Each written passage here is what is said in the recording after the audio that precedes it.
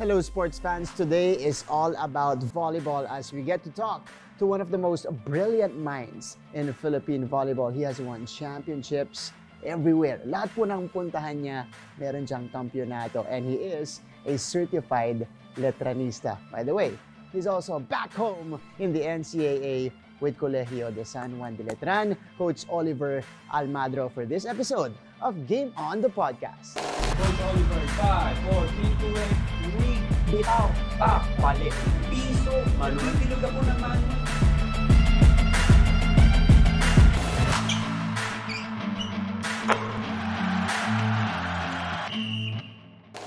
What's up, sports fans? I'm Anton Rojas, and I welcome you all to Game On, the podcast, the first sports podcast of GMA. This is brought to you by GMA Regional TV and Synergy and GMA Digilab.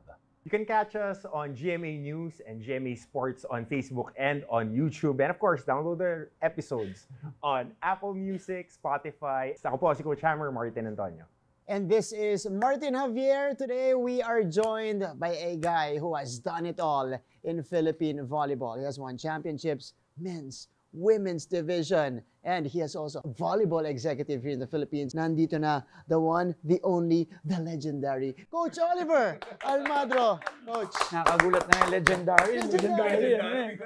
Senator Jones. Grabe nga. Grabe. Idol yun. Maraming baon. Unang sentence pa lang, nag-name drop na si Coach. Okay, Coach. Welcome to the pod. Maraming salamat unang-una sa pagsali sa amin dito. Thank you for having me. Salamat sa inyo. Itong mga taong to talagang hindi pwedeng pahindian eh. So, and Arriba Letran muna. Yeah! Yun! right there with the branding. Okay.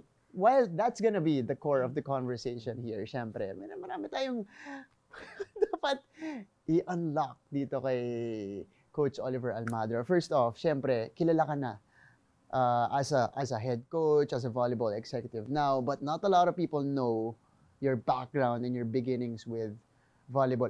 Kailan ba nagsimula ang storya ni Coach O sa pagbavolleyball? Well, magpakailanman ang kwento ng story ng volleyball. During my time, sabi ko nga, noon hindi talagang recruiting ang labanan. Players really try out sa mga schools for you to be noticed. And ako noon walang libero, ang lalaki ng mga players during the time. So I just tried out for Letran. So hindi ako magaling. But I sabi ko, I just have to work hard. And yun, napansin naman during the time, rest in peace, Coach Ness and Coach Ramil De Jesus was our coach.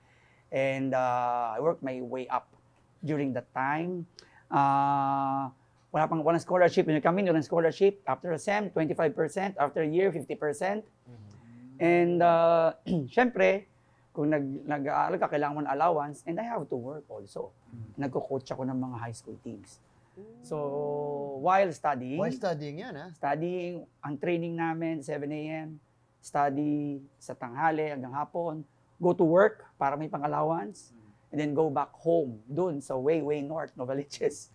And then go back again hanggang 11 makauwi, 7. So that's the athlete's life during those times. Talagang if hindi ka nag-expect lang ng darating. So, Alam mo, Coach Oliver, to me, this is one of the hardest interviews that I've ever been a part of because you and I, we go way back. Ang dami na nating napag-usapan. So, iniisip ko, guys, sa seryoso, like, what can we ask Coach Oliver that we don't know? Now, in one of our conversations, isa sa mga hindi ko makakalimutan was that your parents didn't know that you were an athlete. You hid it from them. Sinasabit mo pa yung sapatos mo sa gate before you go out para makapag-ensayo ka. And then, it was only in your second year in Letran that you got the scholarship. Yes. So, describe that feeling going back to those days na you had to approach your parents and tell them, I'm an athlete, and they didn't know. Yes. Sabi ko nga, magpakailanman talaga to eh. So, but anyway, yes. Sino muna yung gusto mong gumanap sa'yo? Mahirap. Mahirap. Sige. Anyway, yes. Yun nga. Kasi alam naman natin, mga parents nung araw, yung sports, hindi pa eh. Kailangan makatapos ka, mag-aral ka, and then makapatapos, and then tulungan mo yung family mo. And passion ko mag-volleyball eh. Pero hindi nga kasi ako ganun kagaling. So I really have to pumunta sa mga liga-liga para ma-enhance yung skills ko. Then when I tried out in Letran, hindi pa alam ng parents ko. Part ako ng team, hindi pa alam kasi wala akong scholarship pa eh. So talagang tumatakas. Tatakas ka para sa practices, uwi ka ng gabi sa galing, ganyan. Kasi talagang yun, totoo yun. Yung damit mo, yung sapatos, yung tinago ko pa nga yung first Letran bag ko, nakatago pa yun eh. Kasi hindi ko pwede malaman athlete ako. Kasi nga, bakit? Parang para sa kanila noon, bulakbol eh. Kasi parang sports eh. Sports, kasi aral. My dad is a magna cum laude in UST. So my tita is in UST. Also Dominican family. So aral talaga. My uncle is an engineer. So aral. So after, yun nga, nung nag-second year, nung nagkaroon ako ng scholarship, sinabi ko na pawag mo na akong bigyan ng pang-tuition. Bakit? Kasi po may scholarship ako. So, I don't know if he's happy, pero I have to prove na hindi ako mali sa decision ko. So, umuwi pa rin ako noon hanggang sa nag-decide ako na mag-dorm. Binigyan ako ng letter ng dormitory. And then sabi ko, ayoko na manghingi sa dad ko, sa papa ko ng kasi nga, parang na-defy ko siya eh. Yeah. So sabi ko, sige, magtrabaho ako. So yun nga, kumukuha ko ng coaching job, high school. Sa likod ng Letran, may Colegio de Santa Rosa, all-girls school. So, ako lang yung kaisa-isang lalaki na napayagan na mag-coach ng ng girls team. So, in Colegio de Santa Rosa. So, and that was your first coaching job, right? Yes. Naglalaro pa kayo nito, coach? Yes. So, ang mangyayari nun, in the morning, training in Letran. Tapos in the afternoon, aral. Tapos 4 o'clock lalabas para magturo ng high school. And then, kukuha pa ako ng subject noon, ng 7 kasi ayoko umuwi ng maaga kasi traffic. So kukuha pa ako ng 7 to 9, 7:30 to 9 ng subject. Para, hanggang 9 o'clock. Yung biyahe pa uwi. Bagang na yung biyahe pa uwi. And then, balik ulit inabahan. Mas dumami pa nung nag-partner kami ni Coach Shamil sa Lasal. Kasi training sa Lasal is 6 a.m. Mas humaba yung araw mo. 6 a.m., babalik ako ng Letran as an athlete. And then aral, coaching ulit, and then uwi. And then, but I have to endure that. First, I have to prove to my dad na hindi mali ang decision ko na mag-sports. Pangalawa, I really want, pangarap ko talaga mag-varsity. Sabi ko, hindi ko na bakit eh. Sabi ko, late ko, pero nag-basketball ako, nag-ping-pong ako, kaya lang maliit eh. So yan, nag-table tennis ako, nag-basketball ako. But dun nga, yung volleyball. So, yun yung hirap. Talagang, aral, trabaho, ensayo. And pinagmamalaki ko kasi during my time, nung nag-4th year ako, I was best thesis. Nag-best thesis ako. Anong sabi nung dad nyo, coach, nung pagka-graduate nyo? Kasi after nung second year nyo, hindi na kayo humingi ng tuition, tapos you started to earn your own keep. Ano yung sabi ng dad nyo nung pagka-graduate? Coach, dagdag ko lang mabuting anak si Coach eh. Oh. Alam mo bakit? Kasi kasi sinabi pa niya, may iba dyan, binubulsa na yun, di ba?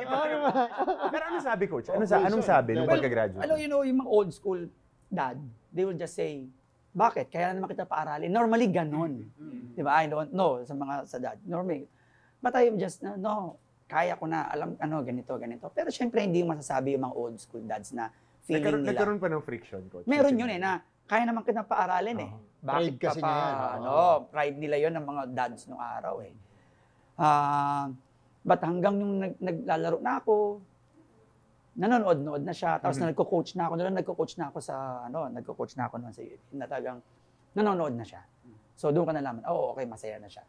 So assistant coach pa lang ako noon, gano'n. But now, I'm sure he's happy where I am now. Okay, napakalayo ng narating mo, Coach. Coach, linawin natin, libero ka. No, setter. Setter wala ka pang na libero naglalaro. nung araw eh. Wala pang libero Puti nung yung araw. bola. 1 Ah. to 15. Tapos hindi pa running point. Wala, hindi pagka running nag-side out, reserve lang. Yeah, it started yung multicolored 1998 eh, 98. And then libero ganun din. So wala talaga. Kung hindi ka maliit ka, wala kang paglalagyan. So kailangan talaga hard work para mapansin ka. Kasi imagine the middle blockers hindi pinapalitan ng libero, so dumidepensa rin sila. So yung mga middle blockers nung araw magagaling. Galing yung receive, tsaka madumi. Oo, magaling talaga. Coach, setter ka. I think perfect track for you to become a coach kasi ikaw yung brains on the court. Pero syempre, ano yung mga napulot mo, yung mga aral mo, nung clinay mo yung position ng setter, ano yung advantages no na nagtuturo ka rin ng coaching on the side? Kasama rin sila, Coach Ramil. Well, you know, a setter is just like, Anton knows that I love basketball. Parang, setter is parang point guard.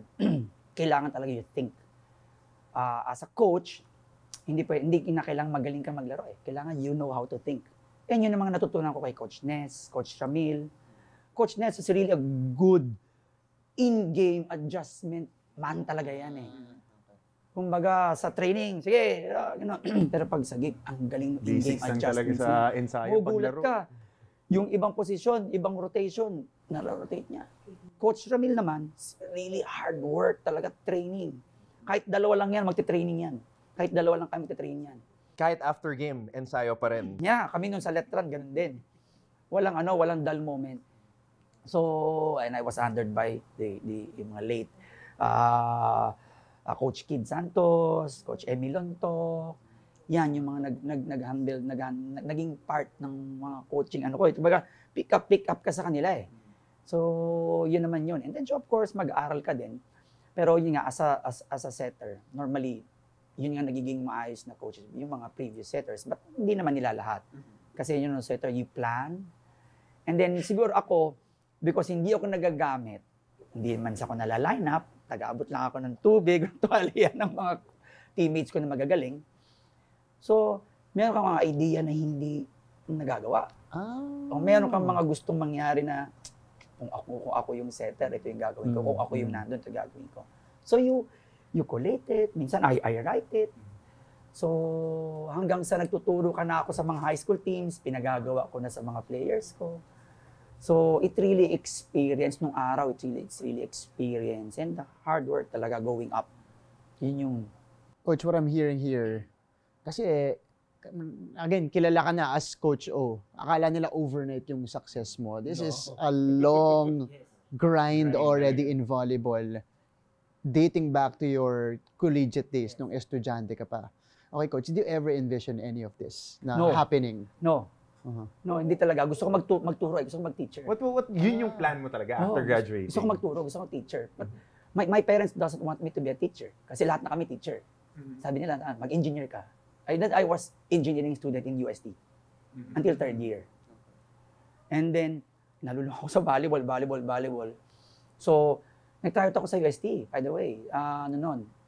First year of coaching ni assistant coach si OJ. So, malalaki, hirap. Dominican, pumayag naman tatay ko.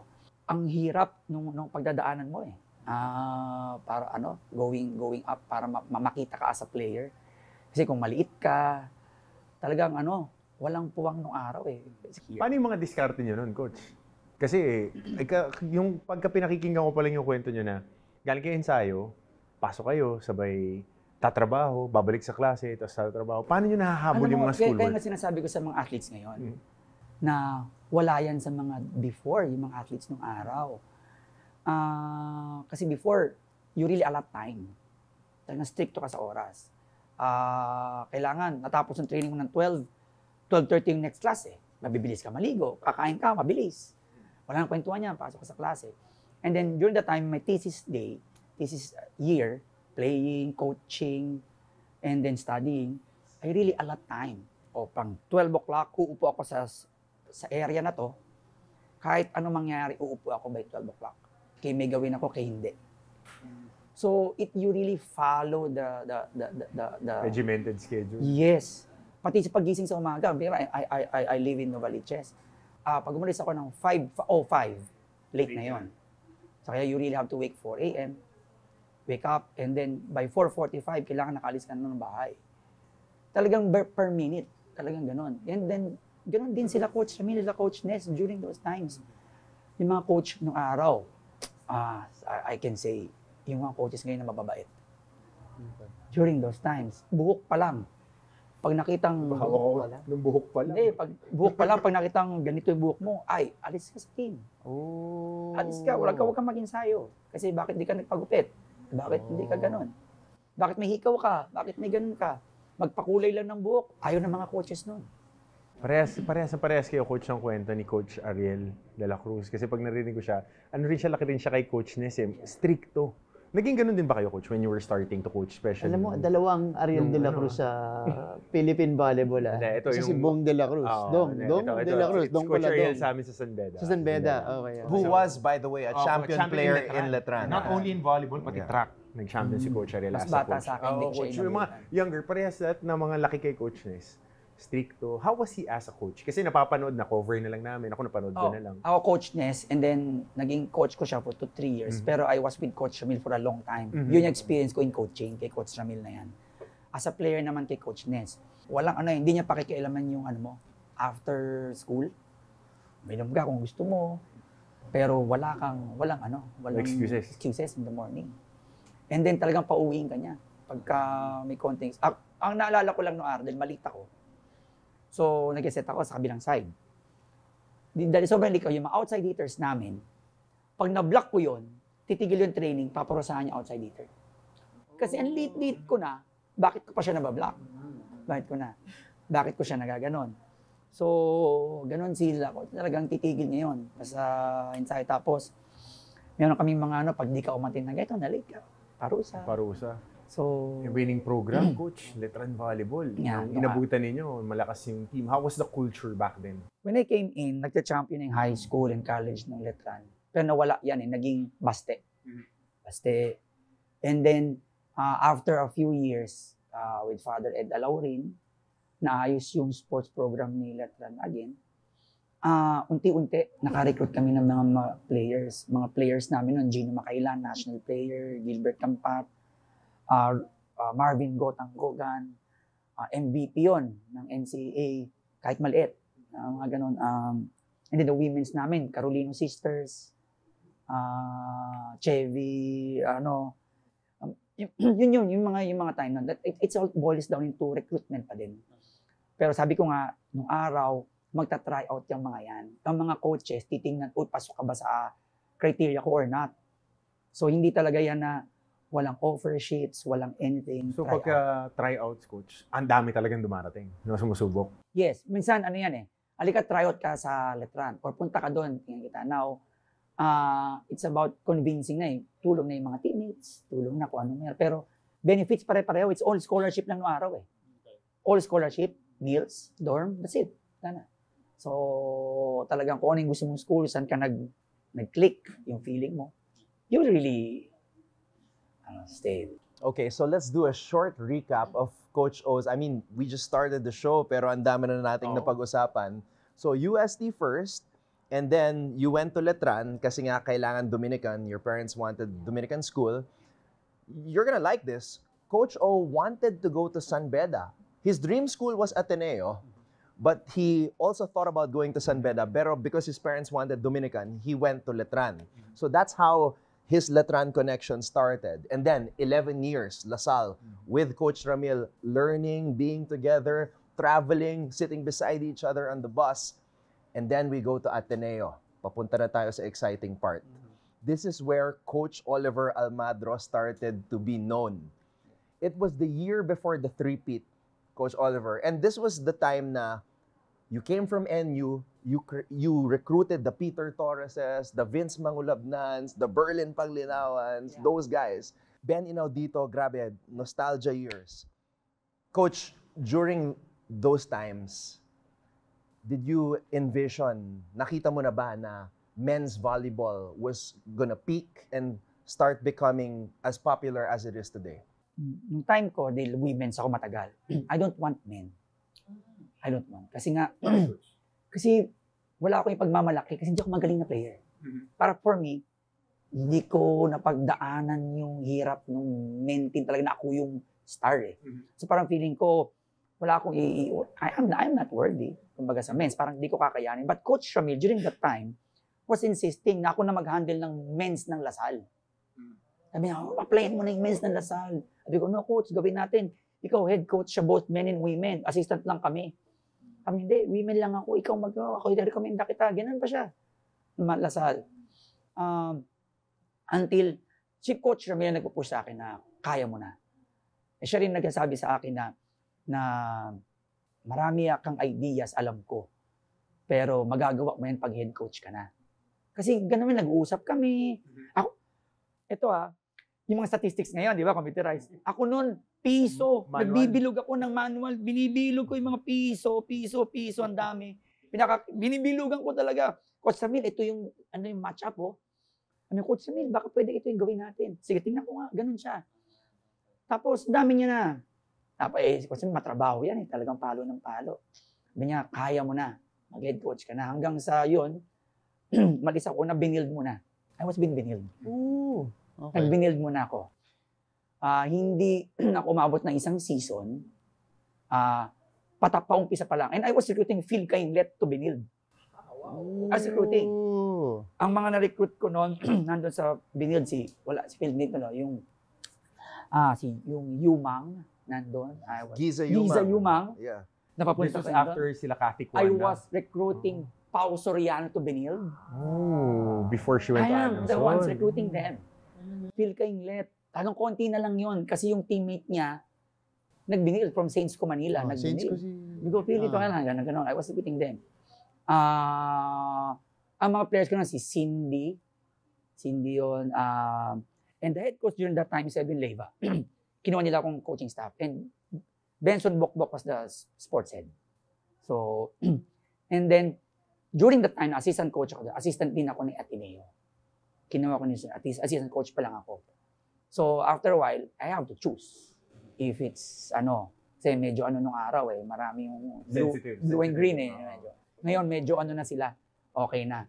Talaga? So, yes. Okay. Yung araw. Hindi, okay na yung job. Okay. So, sabi ko, I chose na lang yung Ateneo during that time. Pero I was with Benil. Tapos, Ateneo muna. And then yung first Final Four appearance ni Ateneo is with me. Nung assistant coach ako ni Ronald Dulay, late Ronald Dulay, both men and women, umalis siya, nag-UP siya, and then naiwan, sino na mag-head coach ng Ateneo, men and women? So, Coach Roger came in sa women's. And then, Sir Ricky Palo assigned me sa men's. And hindi ko alam paano ko i-handle yung men's on my own. I didn't watch women's volleyball for 2 to 3 months. Hindi ako nanonood ng women's volleyball. Kasi yung mata ko, masasanay sa laro ng babae. So, hindi ako nanood. For 3 months, I watched only videos, games abroad ng men. Para masanay ako yung mata ko sa men's games. So, that's why nag-start ako men's ng Ateneo. And then, during that year, it's their first Final Four appearance in their UAP history. Grabe. So, first nag-first sila. And they almost beat UST 1-4. Nag-5 sets kami nung game 1. This is Doc AJ. Doc AJ, my AJ MVP. pareha. He's the MVP.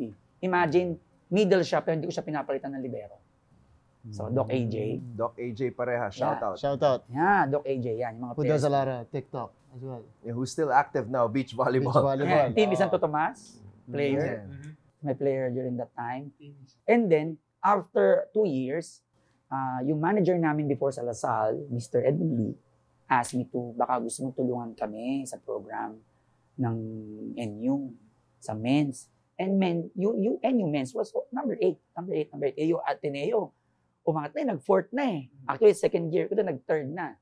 And pinabalik niya ako pinupunta niya ako sa NU. So, I getting Peter, Tolentino. Powerhouse yun. Grabe. Pero wala hindi mo isipin kasi si Peter during that time was basketball player. Nire-recruit siya ni Coach Tim Cone. Power camp. Sa power okay. camp. Yes, nakita siya sa Junior Eastern PBA, Visayas. ganun Junior, ba si yan? Peter Okay. Torres. And then nung nire-recruit ko siya, he was leaning towards Lasal. Hinatid ko pa siya sa dorm ng Lasal. Sabi ko, sige, sundin kita sa airport. Kasi pag-exam daw siya, pumunta siya sa Lasal. Hinatid ko pa siya sa dorm. Pero nagulat na lang ako, nasa pinto ng NU. Gusto niya sa akin. So, doon nag-start yon, mga mahulabnan. So, NU naman, angat-angat din after number 8, angat-angat din. And then, that's when Ateneo asked me to, baka gusto mong bumalik. So, I came back. So, yun na yung finals ni Ateneo. Bigyan natin ng isang pangalan. Mark Jesus. Yes, Espejo. Okay, Coach. Unang-una pa lang, day number 1. phenom agad to. And I think he was the one who recruited. Paano Siya ang nahanap sa tumawag- Marikina to? Marikina, na kinausap mo, niligawan mo, pumunta ng Ateneo. Kwento mo sa amin yung recruitment. Well, ever since naman talagang I really recruit during my time with Coach Ramil sa ano namin nun. Yung mga imposibleng ma-recruit ko sa Lasal, nare-recruit namin. I mean, ang tawag sa akin nung araw, illegal recruiter. But hindi naman illegal. I mean, talagang kakausapin ko talaga. Talagang tatawag-tawagan ko. Yun na time, yung mga taga-USC, Carissa Gotis, nagkaon na ka doon. Sila Cha Cruz, na hindi naman talaga palasal nung araw. Pa-UE yun, kasi dentistry yan eh. Punta ko doon. Si Stephanie Mercado was already in UST. Si Paneng, pa rin ng Lasal, gano'n. So si Kindy, bata pa yon, nag-soft drinks nang, halika, maglaro ka ng volleyball. Kaya nag-volleyball na. Well, si Mark, nakikita ko na siya, second year pa lang. And second year high school, patin pa lang siya. So, sabi ko may potential. Nakikita ko kasi yung fundamentals. So, ang ganun ako noon, pag nag-recruit ako matagal, first year high school pa nakita na kita. So, naka-remember ka na dito or kakasap-kasapin na kita. So, kasi si Mark, dapat going to NU yun. When I left NU, Sumunod. no, hindi pa. Papasok na siya ng When college. I left in NU, hindi pa siya. Kasi when I left NU, ano yun eh, mag-start pa lang UAP. Sabi ko, ayoko na mag-UAP sa NU. So, hindi na ako nag-UAP nun. Tinabaho ko na habang nag-UAP, nagre-recruit ako for Ateneo. Wala naman makakalam na babalik ako sa Ateneo eh. So, habang nag-UAP sila, ako nagre-recruit ako for Ateneo. And then, sabi ko lang, hanapin niyo yung taga Marikina, si Mark Espeo. Luckily, his coach is a math teacher in Ateneo. So, hinahanap ko talaga yon. And then, hindi naman din talaga niya first choice si Ateneo. May Lasal pa yan. UE, normally, mga taga Marikina goes to UE, and then NU. And then, nung sabi ko, dito ka na sa Ateneo hanggang sa na-convince namin. Ang pinaka-sad part dito, the moment na nag-yes siya, kinagabihan, kasi basketball player, di ba? Actually, nire-recruit pa daw siya sa Arellano. Oh. Na basketball. Okay. Coach Koy, nakakita. Si Coach Koy Banal. Koy Banal. Nakakita sa kanya. Nakakita sa kanya. Ang kwento, may magaling na volleyball player pero mas magaling mag-basketball. He dunks. Naglalaro. Nakantsawan. Kasi lamang lalaki. Dunk. Nag-dunk nga si Mark. Pag-dunk, swing, bitaw, back, balik. And then that was Holy Wednesday.